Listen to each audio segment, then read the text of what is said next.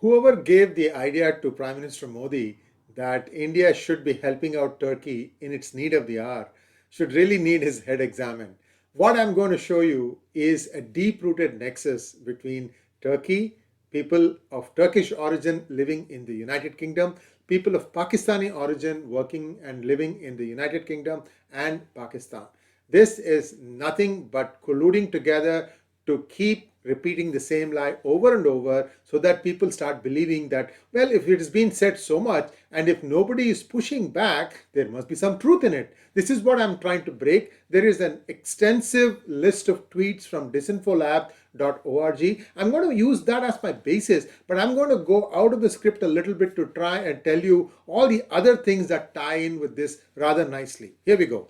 How many of you have heard of Qatar Gate? That EU parliamentarians were bribed by the Qatari regime. I'm sure it was one of the things was to get the hosting rights for soccer football in Qatar. And the whole thing was planned, devised, and executed by somebody called Hakan Camuz. He is also the person who orchestrated attack on India, including the Indian army chief, after the 370 was abrogated. So you see how these lies get spun around and around? So who is this Hakan Camuz? He is a London-based lawyer and he is linked to the Qatar suspect, and there have been many allegations of him having given money, but there are some proven money, like for example, $75,000 was given to Pier Antonio Panzeri and his assistant Francesco Giorgi. They sound like Italian names, but they are part of the EU. And he has an entity called Stoke White, and the other one is Radiant Trust. They basically are the ones who are, funding, giving money here and there, and trying to keep stoking fires of division. Stoke White had launched a hit job against the Indian Home Minister Amit Shah and the army chief in January 2021, accusing India of genocide in Kashmir. This thing keeps coming up. Even yesterday or day before yesterday, Tahir Ali, one of the MPs of British Pakistani origin, had said the same thing. These guys have no shame at all. 2 years ago, before the elections, they actually passed a resolution in the Labour Party conference that said that if we are elected to power, we will drag Kashmir back into the UN Security Council. And this thing was based on somebody who claimed that 10,000 women were being raped by the army in Kashmir. No basis at all. Not a single iota of evidence. I've done a program with Pandit Satish Kumar Sharma on this one. Be sure to go and take a look at that one on what really happened. There's also another dubious entity called Legal Forum for Oppressed Voices of Kashmir. And we'll tell you who make up this committee in just a minute. UK police is given an order. This is headed by Pakistani Judge Justice Ali Nawaz Chauhan and advocate Nasir Qadri. And it was this that started the Twitter trend, Arrest Indian Army Chief, and peddled the narrative of war crimes in Kashmir along with Stoke White. Who is Camuz? He has close relations with Turkey's Erdogan family. He served as director of two Turkish fronts, Musiad and Turken Foundation UK, and the foundation's parent organizations, Ensar Foundation and Turgev, present Erdogan. Hakan Camuz is 1971 born, and his main claim to fame is being a lawyer, but one wonders what exactly he is doing, because everywhere there is some kind of dubious stuff, this person's name crops up, like in Qatar Gate.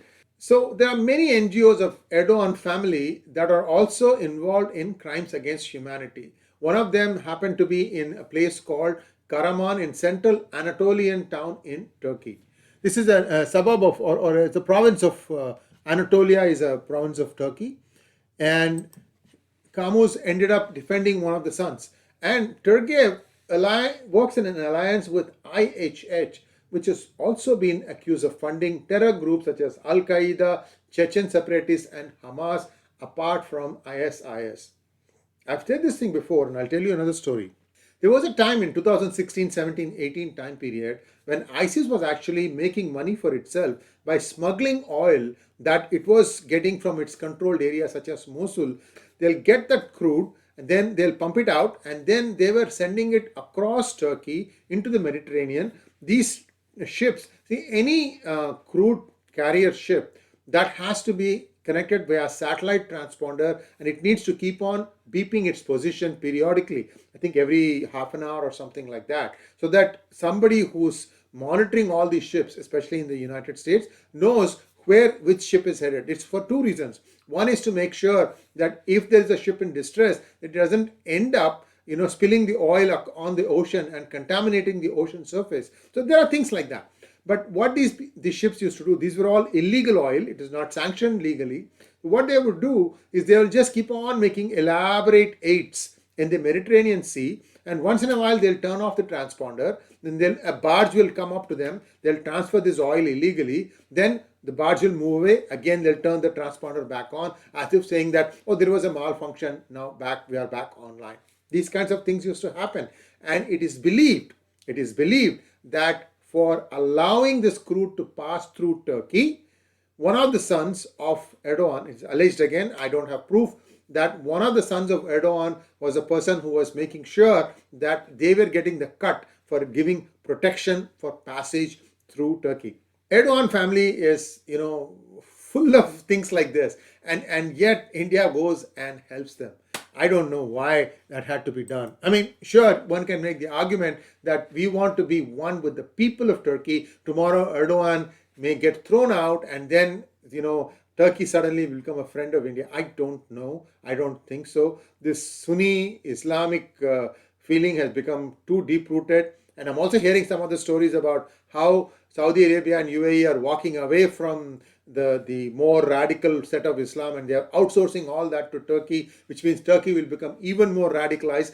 I don't know. I hope not. Turkey was supposed to be the gateway to Islam religion from the Europe, that they were supposed to be much more moderate. I don't know what's happening now. All I can say is really sad.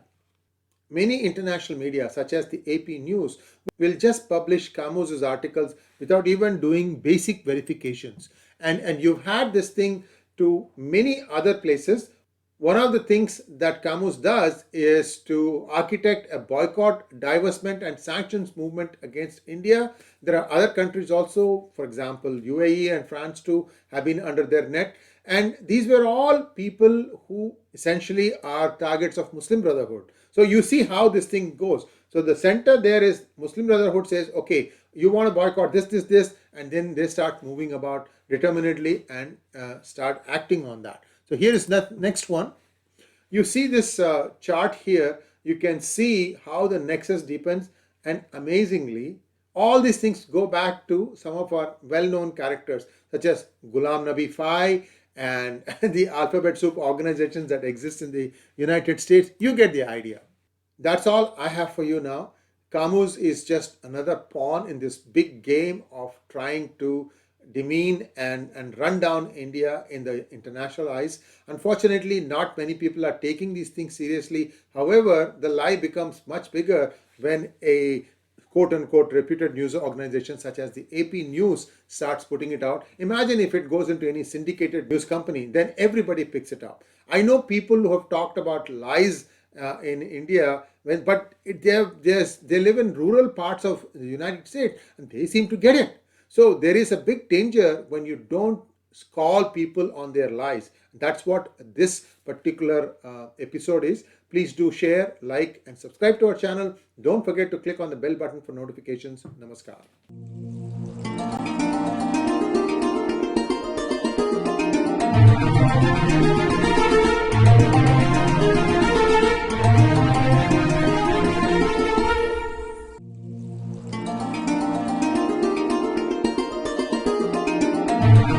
Thank you.